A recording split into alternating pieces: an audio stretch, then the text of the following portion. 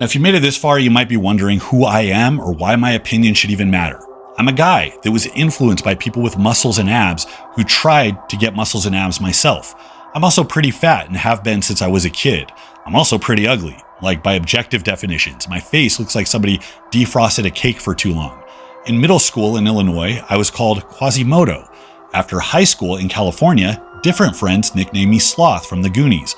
I was 24 before I got the joke. Now, on the topic of men's issues, I relate to what a lot of men are going through because I went through a hard time myself.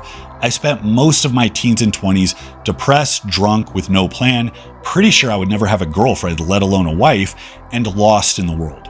Throw the ginger beard on top of it, and I should be alone in a ditch shooting heroin into a collapsed vein. But I didn't, and I don't. Despite a whole heap of insecurities, shortcomings, and my own coked up wasp nest I call a brain, I managed to find some grounding. I got lucky, yes, but also took special care to focus on the things I could control.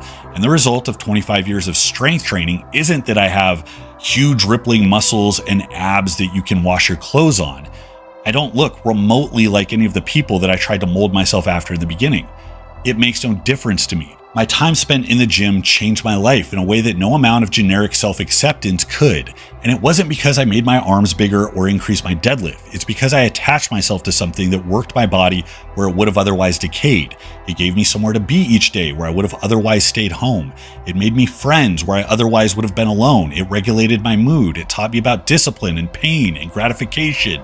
And if that sounds like a bunch of other things that you could potentially do with your day, it's because it is. There are a million jobs, hobbies, social activities that do the exact same thing as long as you come at them the right way. The gym world, overflowing with radical physiques and exceptional performances that might make you insecure, has so much to give the average Joe that no one on God's green earth can convince me that the narrative should be on the side of caution, or that the question of fairness around the ridiculousness of these high achievements should be where your attention is focused. To be clear, this is not a dismissal of anybody's hardships or struggles where I hold myself up as some standard of how obviously easy it is to navigate this problem. But if it is true that your insides are being corroded by the influence of steroid-infused Hollywood elite born with perfect cheekbones and winning personalities who live lives you can never hope to touch, then hopefully my more meager status as a 4 who lives like a 7 is of some inspiration. I've got issues. Plenty are mental health related. Some are just from being a human person tasked with the responsibility of other living creatures, like my dogs, but also my wife and child. And no shortage of those issues are from the high goals and standards that I set for myself that routinely are the source of my grief. I'm not always okay, and I don't expect to be, but I do strongly believe that in the people, the challenges, and the perspectives I sought out, that I took my life further from anguish and closer to satisfaction. Dare I say, even outright joy and gratitude.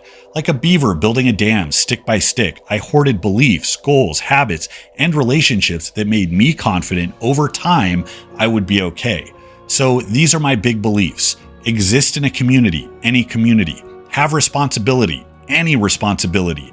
And find a companion, any companion. That's not all of it, but it's a good piece, a solid half of your Dectus medallion. If it's broad and non-specific to you, it's because that's all you can expect from advice from this altitude. But if I am talking to somebody who is struggling the most, focusing on those things, I mean really focusing on them, makes it really hard to get washed away in the sea of despair. The point isn't to deny that those feelings exist or pretend like they will go away if you ignore them, but to recognize that the difference between a drowning man and one who treads water isn't the fact of the water, it's his relationship to it.